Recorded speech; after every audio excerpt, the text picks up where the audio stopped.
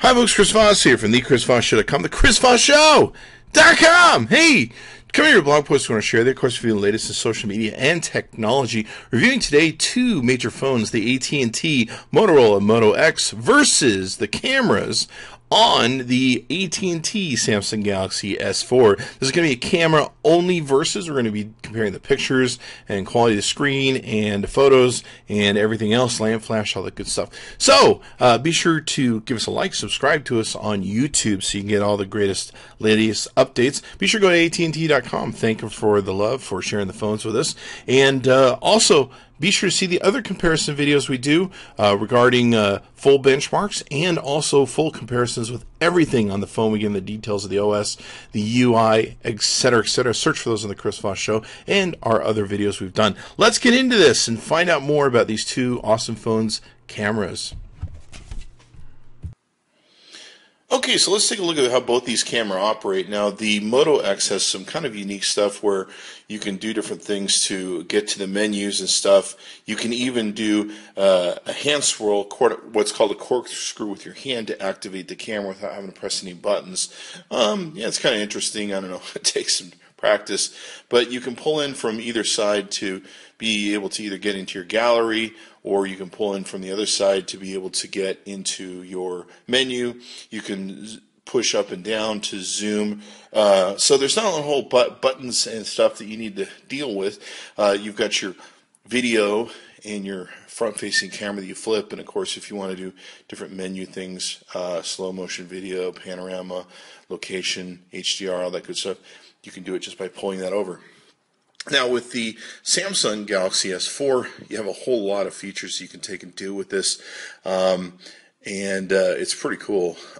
You can, let's see if we can do them all. You got your flash, you've got your different scene settings you can take and do, microphone on and off. You can switch between MMS mode and slow motion and fast motion, which is a lot of fun, I got to tell you. You can, of course, share stuff automatically. You have different scenes and scenarios that you can shoot in, eraser, HDR, animated photo. You can take and create drama photos. You can take and create. These are really cool. These are pretty unique to the S4 experience. If you really can master these things, you can have a lot of fun with the S4, and that's what makes it so great. Is it's got just so many toys that are on it. One other thing you can do is, of course, change scenery modes. I think through. Let's see if we can figure out where to do that. Edit quick settings. In settings, you can go in and change burst shot, face detection, metering, ISO, anti-shake, auto night detection, video size, video stabilization features. You can change your GPS tags, volume keys, reviews, exposure values, ISO, all that sort of good stuff. And pretty crazy, all the stuff that you can take and do here. So let's take a look at the photos that you get from both these. Now, the one big difference between these two is the Moto X is a 10 megapixel, where the S4 is 13, of course. And what we're going to be looking at is video here. Now, I love the video that's on the Moto X. It's 60 frames per second. Let's take a look at both of them, how they run. They both have really rich color, and the color comes out really well. The S4 does look a little bit more pumped up, kind of manufactured with a little too much green in it. If you look at it, it doesn't quite look as normal. The blues, greens, and reds are amped up a little bit in a kind of a post-production phase, if you will. But some people might like that. To me, it does kind of look better on the screen, but you look at the Moto X, and it's more real colors and more real in its shots. Now, we're not really judging anything in particular here. We're just kind of taking a look at some of the different colors that are out there and how this picked up the colors that were in the garden here that we took and shot. You can see here, on one hand, you might look at the S4 and think it's better, but I can tell you the yellow, blues, and greens are jacked up. This is more of a normal photo of what the real colors will look like, and it's very accurate too in taking good clear shot and me being able to see the paint on the hydrant with the Moto X. So I actually like this better because this is more the real color and natural color of the effects of what I was shooting here. You can see my dog with the S4, and you can see some blue sky with the thing. Now the Moto X does take really good close-up macro pictures. We were very impressed with that.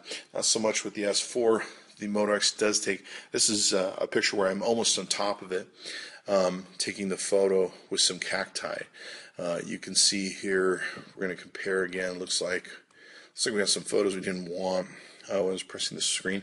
You can see here once again, it's good rich color in both these photos, but you of course have the amped value of the S4, which like I said isn't really accurate with the reality of what it is. Now both of them have exceptional flash lamps in them. Both of them do extremely well, as you can see here. The Moto X may have it beat by a little bit. Let's watch the video and see if it does.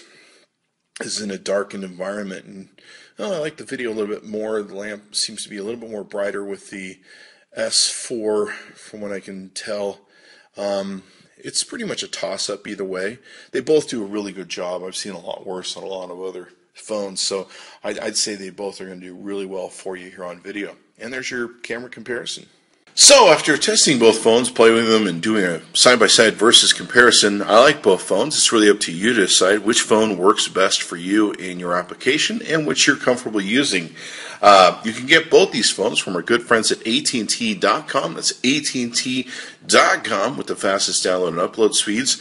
You can take and search on the Chris Voss Show for all the other wonderful phones we reviewed from AT&T. Be sure to check those out, and the versus comparisons and the individual videos we've done on each of these products, reviewing them in full so you can see what our results were there.